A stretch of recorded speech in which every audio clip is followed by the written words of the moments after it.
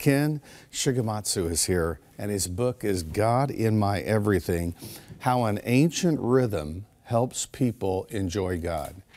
You're from Japan, you work for Sony. The Lord called you to 10th Church, Vancouver, and on a Sunday night, you filled in and shared something that started not only this book, but a spiritual revolution in people's lives. Tell us. Yeah, Jerry, you mentioned that I'm originally from Tokyo, Japan. And when I was in my early 20s, I was what they called a 7-Eleven man. I'm not sure if you're familiar with that term or not. But, in Japanese life, I've been to Tokyo, I understand. So I was leaving my apartment at 7 in the morning to go to work, getting home at past 11. So it was a long work day for me. I moved to Vancouver. I become a pastor. And I think things are going to settle down for me now. But I found myself keeping pretty much just as busy. There was always some kind of deadline, sermon to write, someone in crisis. I felt like I was constantly treading water. And then my mentor, Leighton Ford, who's from Ontario, the brother-in-law of Billy Graham, invites me to go on a pilgrimage to the holy places of Ireland. And we visit the ancient monasteries, and we learn from the monks about a way of life, what they call a rule of life, that helps them experience God as alive and real, not just in their formal times of prayer, but as they're working out in the fields, as they are studying in the library, as they are preparing meals. And I was hungry for a relationship with God that was that alive and that real. And so I go back to Vancouver. I begin to put into practice some of the simple habits I learned from the monks, and these habits just changed my life. You mentioned the Sunday at 10th. A colleague of mine was supposed to preach, but something comes up with his family. He can't preach, and at the last moment he says, "Ken, can you fill in for me? I don't have a lot of time to prepare." And so I talk extemporaneously about these simple habits that I've learned from the monks, like Sabbath keeping, meditating on Scripture, even exercise. And afterwards, for about 60 days, people are emailing me, calling me, saying, "I want to know more about this rhythm that supports your life with Christ." And so as a result of that, someone suggested, why don't you write a book about it? Okay, so let's get into the spiritual, emotional, physical calisthenics that you incorporated from the monastic lifestyle and how it's impacted you personally and then your ministry. Sure. The monks in Ireland talk about a rule of life. Now, I know the word rule sounds harsh to a lot of people, but the monks are using the word rule differently from the way that you and I would use the word. When the monks talk about a rule, they're tapping into the ancient root meaning of the word from the Greek, which simply means trellis. And if you've been to a vineyard here in the Niagara region or in the Napa Valley of California, you know that a trellis is simply a support structure that enables a grapevine to receive more sunlight, to be pruned and simplified in its growth so that it can be more fruitful.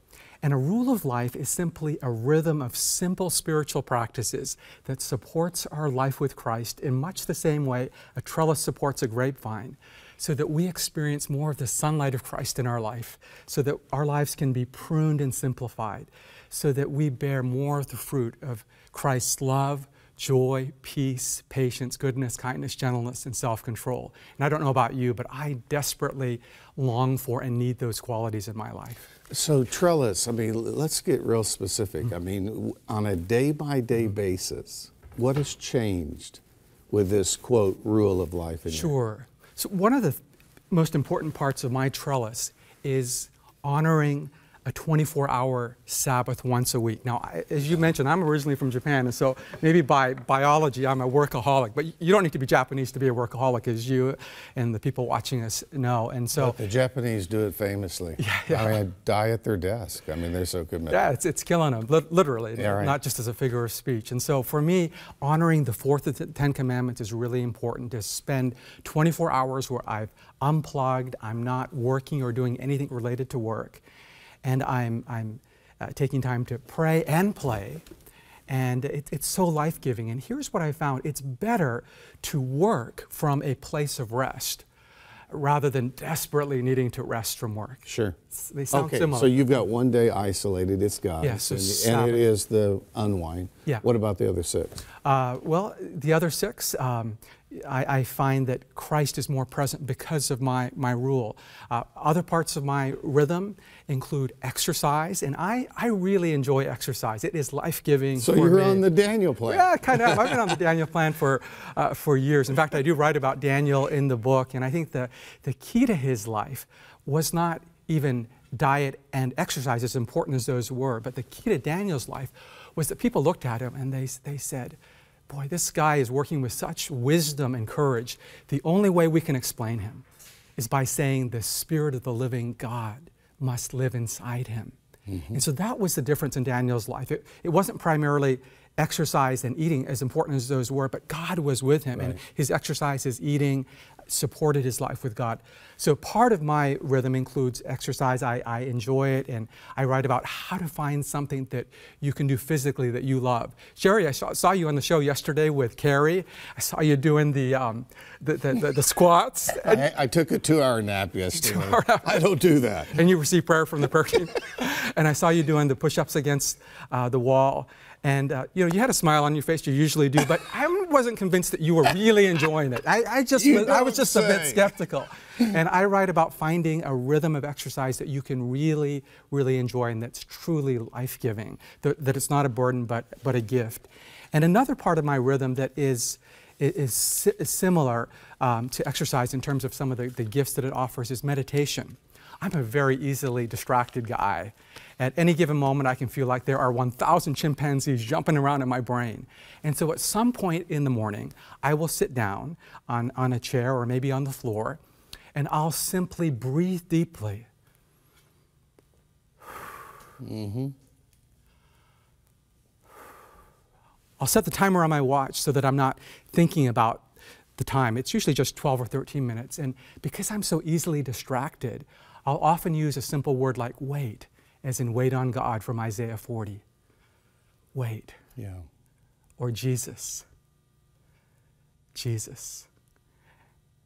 And when I'm done, I feel more relaxed, and throughout the day a little bit more focused and aware of Jesus. Now, I know that some people think that meditation is this weird waste of time, but psychologists like Dr. Kelly McGonigal, who teaches at Stanford, points out that if you meditate for between 10 and 12 minutes, just a short period of time, between 2 and 3 weeks, you'll show signs of greater attention and self-control. If you meditate for between 10 and 12 minutes for between 2 and 3 months, if we did an MR scan on your brain, it would show that the neural networks in your brain associated with focus and the ability to control your impulses have grown, and the part of your brain, the gray matter, associated with experiencing anxiety, stress, and depression has actually shrunk. Sure. And so meditation is a powerful way for us to connect with God, but also be more present to ourselves and to the people around us. And Ken, you're doctrinally sound. I want you to address, some of us, we're so biblically based, mm-hmm. and God knows that's what our whole lives are about. But every time we hear the word meditation or something, one of our viewers asked, the teachings of Saint Benedict, I've studied those, and it's about obtaining your own righteousness. Now, I know your theological position. It's a solid evangelical. Respond to that, please. Yeah, no, I'm glad that question was brought up. But let me comment on meditation for a moment. I'm originally from Japan, from a Buddhist country. Right, Shinto and all that. Yeah, Shinto.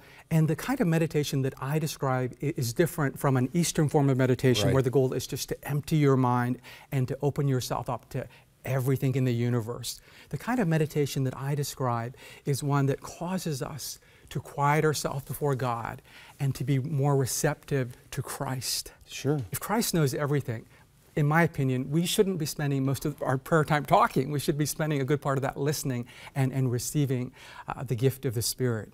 And in terms of Benedict, it's not really about earning our, quote, salvation, but creating a simple rhythm that will support our friendship with Jesus Christ. And let me make it clear. Jesus said in John 15, I am the vine, you are the branches. If you remain in me and I remain in you, you will bear much fruit. Apart from me, you can do nothing. That's right. And so the rule of life, the rhythm of life, isn't about trying to earn favor with God. We already have that.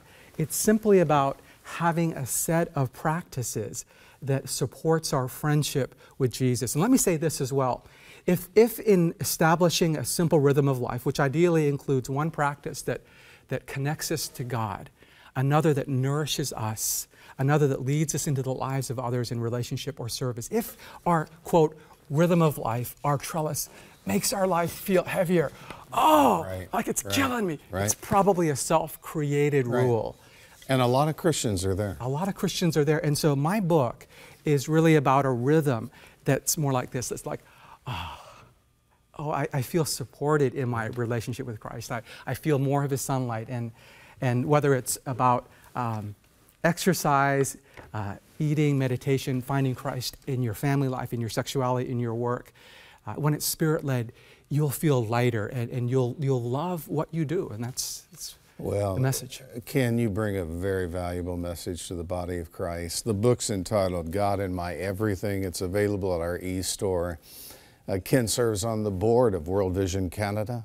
He's been close to Leighton Ford, the great Arrow leadership in Vancouver. We thank you so much, and we want to encourage our viewers. I mean, open it up, look at it, straight from the Scriptures. It reminds us to meditate.